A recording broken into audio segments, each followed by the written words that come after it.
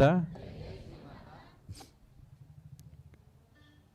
ಮೊದಲನೇದಾಗಿ ನಾವೆಲ್ಲೇ ಬಂದರೂ ಏನನ್ನು ಮಾಡ್ತಾ ಇದ್ದೇವೆ ಮತ್ತು ನಾವು ಯಾರ ಜೊತೆಯಲ್ಲಿದ್ದೀವಿ ಅನ್ನೋದನ್ನ ಯಾವತ್ತೂ ಮರಿಬಾರ್ದು. ಶ್ರೀಮಾತ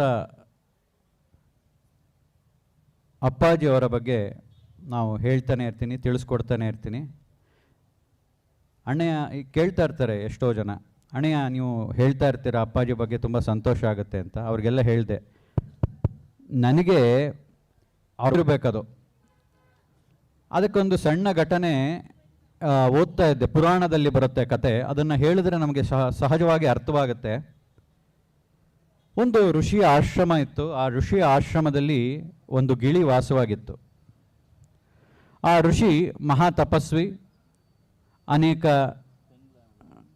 ತಪಸ್ಸು ಜಪ ಹೀಗೆ ದಿನನಿತ್ಯದ ಕಾರ್ಯವನ್ನು ಅತ್ಯಂತ ಅಮೋಘವಾಗಿ ದೈವಿಕ ಕಾರ್ಯವನ್ನು ಮಾಡಿ ಆ ಮಹರ್ಷಿ ನಡೆಸ್ತಾ ಇದ್ರು. ಆ ಒಂದು ಗಿಳಿಮರಿ ಏನು ವಾಸವಾಗಿತ್ತೋ ಒಂದು ದಿನ ಒಂದು ಮರದ ಮೇಲೆ ಕೂತಿತ್ತದು.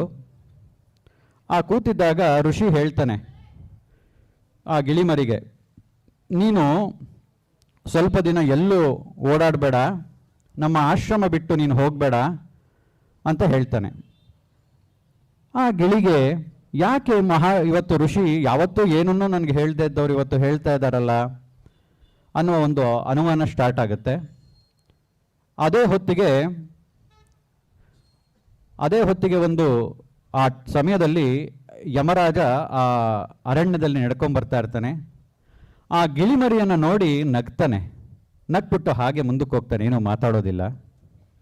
ಆ ಗಿಳಿಗೆ ಇನ್ನೂ ಅನುಮಾನ ಸ್ಟಾರ್ಟ್ ಆಗಿಬಿಡುತ್ತೆ. ಅಯ್ಯೋ, ಋಷಿ ಬೇರೆ ಎಲ್ಲೂ ಹೋಗಬೇಡ ಅಂತ ಹೇಳಿದ್ರು, ಯಮರಾಜ ನೋಡಿದ್ರೆ ನನ್ನನ್ನು ನೋಡಿ ನಕ್ಬಿಟ್ರು, ನನಗೇನೋ ಗ್ರಾಚಾರ ಕಾದಿದೆ, ಏನು ಮಾಡೋದು ಅನ್ನುವ ಒಂದು ಸಂಶಯ ಭಯ ಎಲ್ಲ ಸ್ಟಾರ್ಟ್ ಆಯಿತು ಗಿಳಿಗೆ. ಆಗ ತನ್ನ ಸ್ನೇಹಿತನಾದ ಗರುಡಂಗೆ ತಿಳಿಸುತ್ತೆ, ಈ ಥರ ಯಮರಾಜ ಬೇರೆ ನಕ್ಕಿ ನನಗೆ ಹೋಗ್ಬಿಟ್ಟಿದ್ದಾನೆ, ನನಗೆ ಏನು ಗ್ರಹಚಾರ ಕಾದಿದೆಯೋ ಏನೋ ಗೊತ್ತಿಲ್ಲ, ನನ್ನನ್ನು ಕಾಪಾಡು ಅಂತ.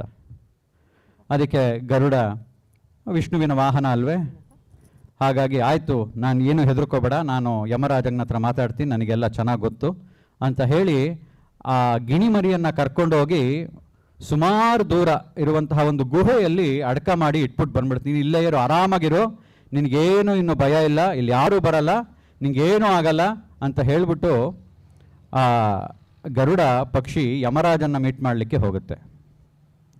ಆಗ ಆ ಗರುಡ ಪಕ್ಷಿ ಯಮರಾಜನ್ ಕೇಳುತ್ತೆ, ಯಮರಾಜ ನೀವು ಅರಣ್ಯದಲ್ಲಿ ನಡ್ಕೊಂಡು ಹೋಗ್ಬೇಕಾದ್ರೆ ಆ ಗಿಳಿಯನ್ನು ನೋಡಿ ನಕ್ಕದ್ರಂತೆ, ಅವನು ನನ್ನ ಸ್ನೇಹಿತ ಜೋಪಾನ, ಅವನಿಗೇನು ಮಾಡೋಕ್ಕೆ ಹೋಗಬೇಡಿ ಅಂತ. ಅದಕ್ಕೆ ಯಮರಾಜ ಹೇಳಿದ್ರಂತೆ, ಆ ಗಿಳಿನ ನೋಡಿ ಯಾಕೆ ನಕ್ಕದೆ ಅಂದರೆ ಅದರ ಆಯಸ್ಸು ಇನ್ನೇನು ಮುಗಿತಾ ಬಂದಿತ್ತು, ಆದರೆ ಅದರ ಆಯಸ್ಸು ಎಂಡಾಗಬೇಕಾಗಿದ್ದು ಇಲ್ಲಿಂದ 7 ಸಮುದ್ರವನ್ನು ದಾಟಿ ಒಂದು ಗುಹೆಯಲ್ಲಿ ಅದರ ಪ್ರಾಣ ಹೋಗಬೇಕಾಗತ್ತೆ.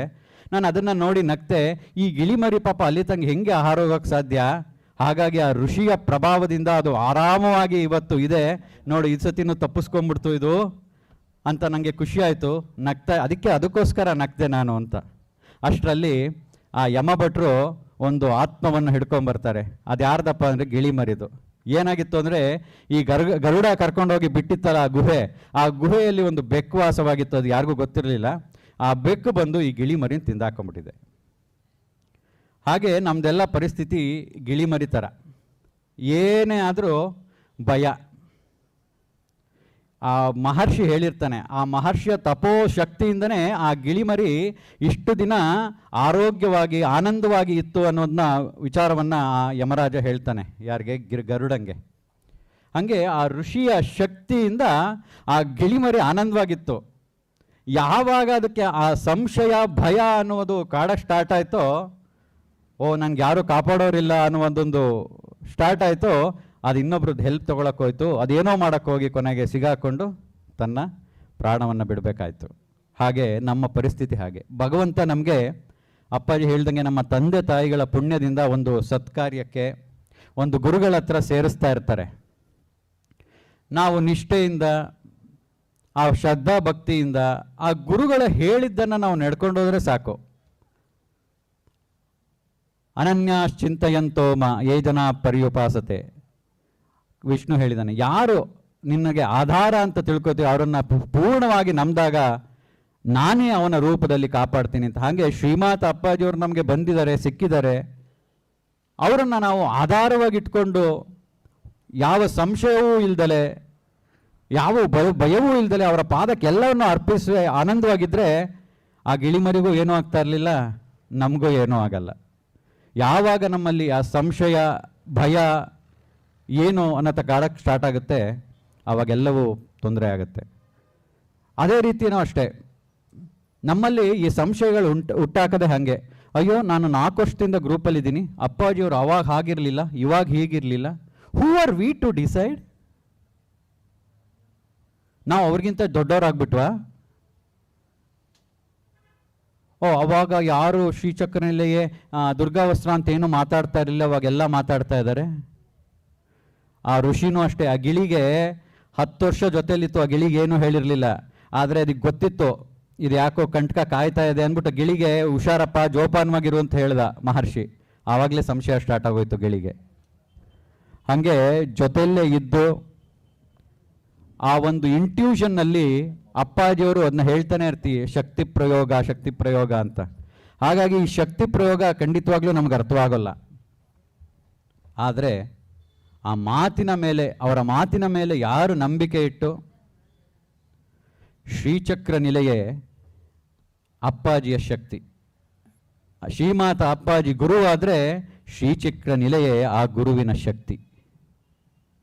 ಹಾಗಾಗಿ ಅವ್ರು ಹೇಳ್ತಾನೆ ಇರ್ತಾರೆ, ಯಾಕೆ ಆ ಗುರುವಿನ ಶಕ್ತಿ ಅಂದರೆ, ಯಾರು ನಿಜವಾಗ್ಲೂ ಆ ಶ್ರೀಚಕ್ರ ನಿಲೆಯ ಗ್ರಂಥವನ್ನು ಅಧ್ಯಯನ ಮಾಡ್ತಾರೋ, ಆ ಜೀರ್ಣ ಮಾಡ್ಕೋತಾರೋ, ನಿಜವಾಗ್ಲೂ ಇನ್ನೊಬ್ಬರು ಶ್ರೀಮಾತ ಅಪ್ಪಾಜಿಯೇ ಆಗುವಷ್ಟು ಪಾಸಿಬಿಲಿಟಿ, ಆ ಶಕ್ತಿ ಅದರಲ್ಲಿದೆ.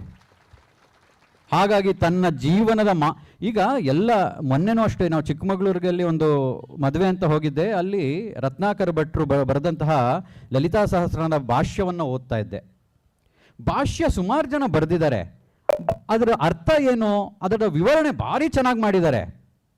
ಆದರೆ ಶ್ರೀಚಕ್ರ ನಿಲಯದ ವಿಶೇಷ ಏನಪ್ಪ ಅಂದರೆ, ಅಪ್ಪಾಜಿಯವರು ತಮ್ಮ ಜೀವಮಾನದಲ್ಲಿ ಅವರು ಪಡೆದಂಥ ಅನುಭವವನ್ನು, ಆ ರಹಸ್ಯವನ್ನು ಅಲ್ಲಿ ಅಡಗಿಸಿಟ್ಟಿದ್ದಾರೆ.